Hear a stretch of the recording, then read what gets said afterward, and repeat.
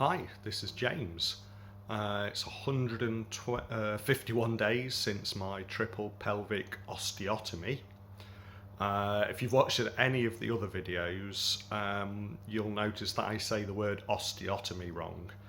I can't even remember what I called it, osteotomy or something like that. Well, when I went to see the last specialist, I think that was like a month ago now actually. I don't know where time goes, it just absolutely flies by. He kind of looked at me when I said ostomy. I don't know, it's osteotomy. I'm probably even saying that wrong. For all those medically trained people out there, so apologies. Yeah, it's probably about a month since my last video, which is really rubbish, so I am sorry about that.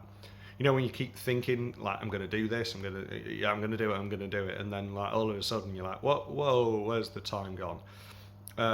So it's about 5 months, sort of give or take, since my surgery. It's October the 7th, I think, and I had my surgery May 12th. Wow, what a journey. It has, yeah, been one of the hardest things I've ever had to go through in my life, really. Super hard. The pain, the so painful to start off with. I mean, I was in agony. I was on morphine and something else, and still in a lot of pain. That didn't last forever, so you know the physical pain didn't last forever, but you know I'm still 5 months in pain. Touch woods. Pain's actually pretty stable at the moment, so I think I went, trying to think, maybe 3.5 months in pain from like up here to slowly going down. But because I've been exercising every single day and like the rehab, you know, you're constantly sort of pushing the levels, so you're in pain. I mean, it's been managed by painkillers, and then I thought I'd turned a corner, and then the sort of up my game with my exercises, so the pain kind of shot up again. I've actually been at work now for about a month. I'm really fortunate that my work are very understanding. I had like a graduated return, so like did 4 hours the first week, then 5 hours, then 6 hours, and 7 hours, and they're really understanding. Because like that first week I was like shattered after like an hour of like not even doing a great deal, just even stood up, just being active for like an hour. I was exhausted. Look, my hair's even gone grey. Yeah, so whereas sort of a couple of days ago I did quite a bit of clearing up on site where I'm working. I was in pain, needed to sit down. Probably did about half an hour of sort of manual labour, lifting, shifting and moving stuff around, which I've not been able to do for like since pre the surgery, so like for 5 months, and it felt really good to be doing stuff like that, simple stuff, just lifting, clearing up the site, moving rubbish around, you know, not, you know, nothing too heavy, but yeah, it's weird because I've not been able to do that. But anyway, so after doing that for about half an hour, died, wanted to sit down, but recovered again within sort of 5-10 minutes. Not quite ready to go again, but felt sort of rested. And then I woke up the following day, which was yesterday, with no ill effects at all, no residual pain or anything like that. Because that's the thing. Sometimes you're very conscious of how much to do, because you don't want to be in pain the next day, or you know, make the pain worse or make it worse. So my physio team, rehabilitation team at the it started off as the London Road Community Hospital. I mean, it probably was called something, I think it was called the Derby Royal Infirmary before that, and now it's called the Florence Nightingale Hospital in Derby. So yeah, they're excellent, looking after me really well. Exercise programs really good. I mean, I still struggle at times, but I guess this last month, I've gone from strength to strength. I've, started, first of all, that first walk with my son, taking him for a walk just around the sort of local area was amazing. And it was great to be able to do that each day and sort of get out and about. It's things like that you take for granted. And yeah, it's been a long road to recovery. Immensely frustrating at times, not being able to do the things you want to do. I guess the first time I was able to drive again, that was really good. Felt a lot of freedom from that. But that was a good 3 months before I could drive. They say sort of when you, because that's not very comfortable. They say your recovery from surgery, you could potentially go back to work after 2 months. Maybe you could, yeah. Maybe if you had an office job or something like that, or you work from home, yeah, that's possible. But I don't think I could have done my. It was really difficult. I'm 41 now, so I'm not. Because the classed as a young adult still. Which it's nice, but it means you're still young enough to have this surgery, because after you get about 45, I don't think they do this surgery, because there's sort of risk versus reward. So anybody that's watching this that's like 21 and needs this surgery, you'll bounce back a hell of a lot quicker than I have. It's been a very slow road to recovery. And like I say, a lot harder than I thought. I think everything, like, if you're sort of watching this video and you're wondering how the surgery will be and how it will go, I think everything depends on your personal circumstances. What kind of setup have you got in where you live? What kind of support network you've got? And again, like your age. If you are young, fit and healthy, your recovery time is going to be quicker.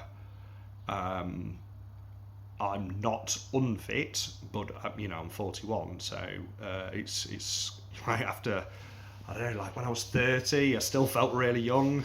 35, not so young. 40, definitely not so young. I'm still the same person I was, just you don't recover so quickly.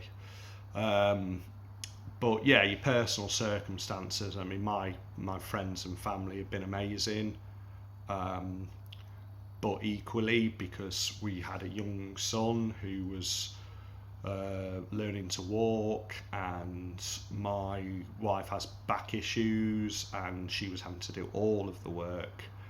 That was incredibly hard to watch. And incredibly frustrating that I couldn't help her. So just be prepared to be completely knocked off your feet, completely incapacitated by pain, by the inability to move. I mean, it was like it took a long time till I had mobility, and then it was limited mobility. And like, I can't remember if I've said on here, but I've said to friends and people, like in my mid to late 20s, I was single for I don't know however long, and you lived on my own. You've got no responsibilities. Come home, do what you want, watch what you want on TV, play a computer game for 10, 12 hours, whatever you want.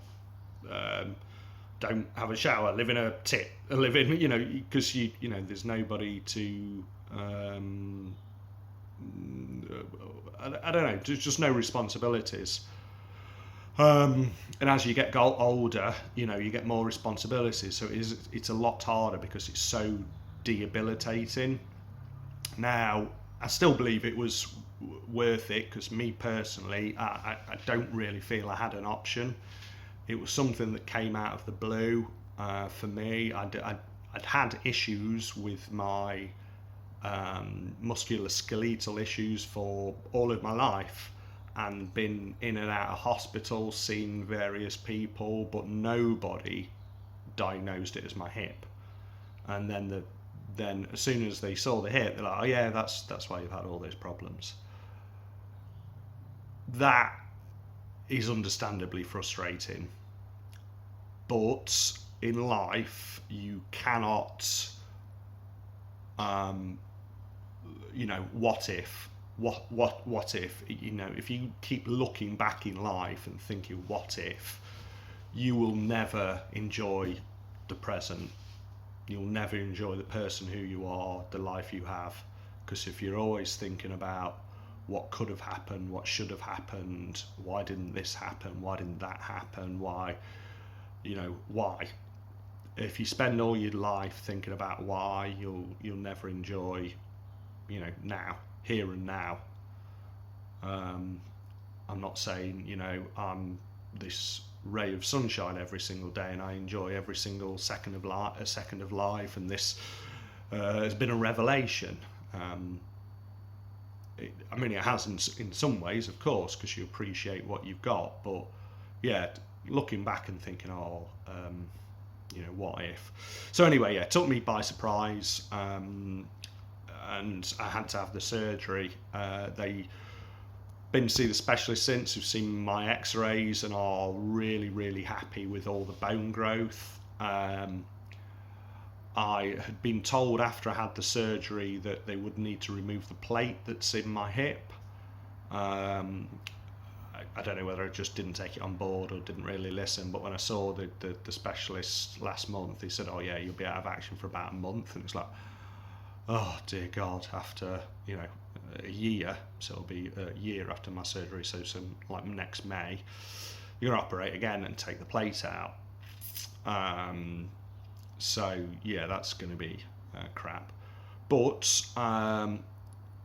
I should recover. The recovery will be like far easier because they're not breaking any bones or anything like that.